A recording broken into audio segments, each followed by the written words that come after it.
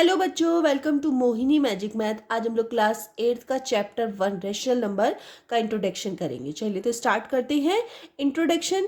सबसे पहले हम एक बार रिकैप कर लेते हैं क्या क्या हमने छोटी क्लासेस में पढ़ा हुआ है।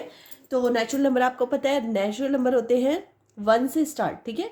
1 से फिर इनफाइनाइट तक आप काउंट कर सकते हैं। होल नंबर जो होते हैं वो हमारे 0 से स्टार्ट होते हैं, 0 1 2 3 4 लास्ट तक, जहाँ तक आप काउंट कर सकते हैं।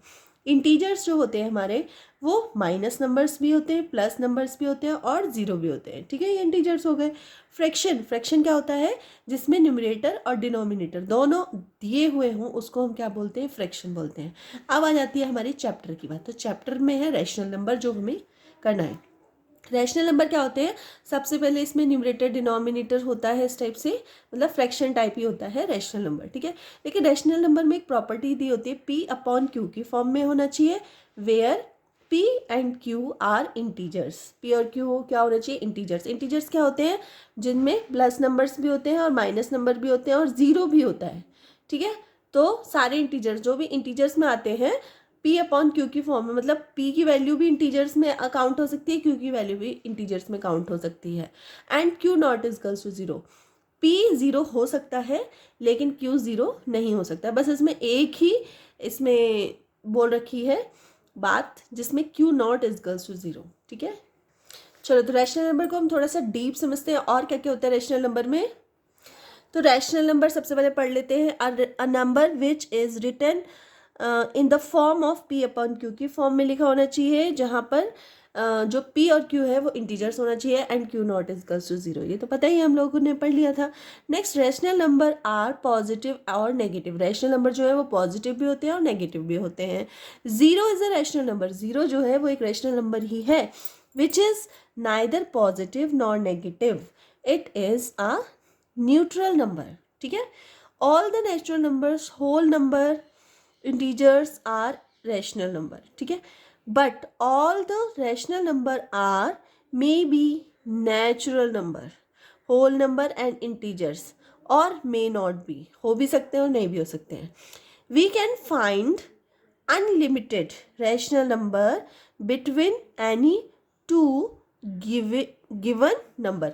मतलब अगर आपको कोई भी दो नंबर दिए गए हैं, उसके बीच में हम अनलिमिटेड रैशनल नंबर निकाल सकते हैं। जैसे 0 और 1 अगर हम लेते हैं तो 0 और 1 के बीच में भी बहुत सारे रैशनल नंबर हम निकाल सकते हैं, ठीक है। अब आ जाते हैं प्रॉपर्टीज के ऊपर कि रैशनल नंबर की प्रॉपर्टीज क्या है। तो सबसे पहले क्लोजर प्रॉपर्टी हम लोग देख लेते हैं।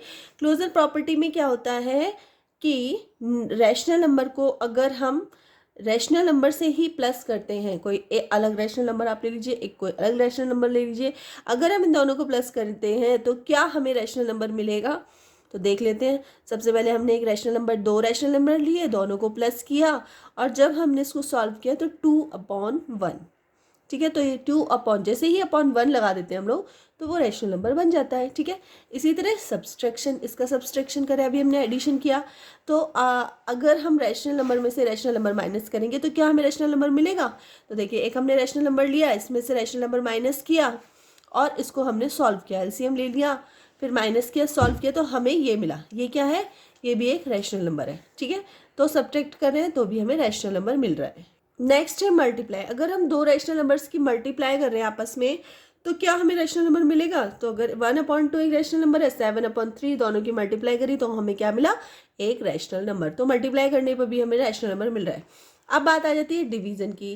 तो डिवीजन में क्या हमें रैशनल नंबर मिलेगा? तो डिवीजन मतलब रैशनल नंबर को डिवाइड अगर हम रैशनल नंबर से ही कर रहे हैं तो हमें क्या रैशनल नंबर मिलेगा? तो रैशनल नंबर मिल जाता है, लेकिन सिर्फ एक ही कंडीशन इसमें फॉलो होती है जिसमें रैशनल नंबर नहीं मिलता है।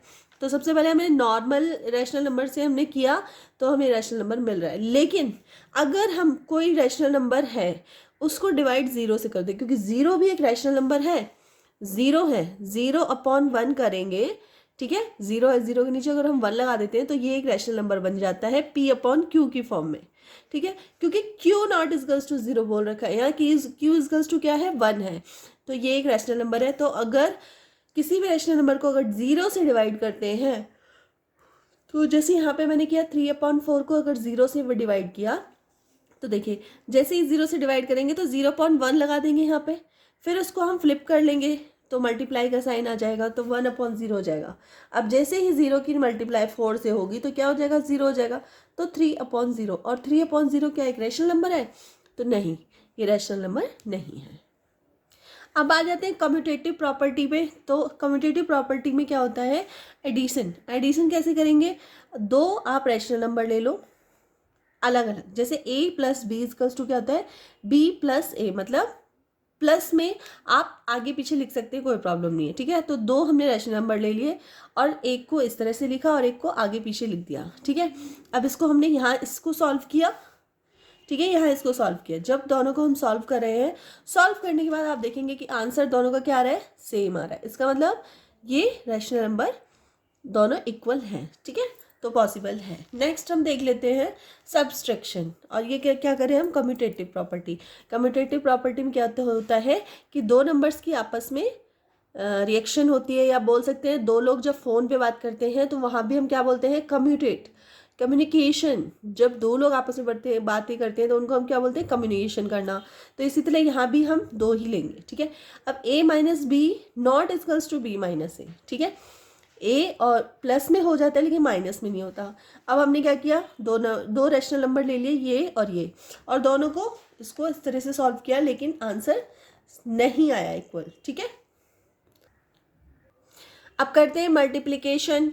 अगर हम दो कम्यूटेटिव नंबर्स, कम्यूटेटिव प्रॉपर्टी के अकॉर्डिंग हम मल्टीप्लिकेशन करते हैं तो क्या होता है कि a multiply b is equals to b multiply a, ठीक है।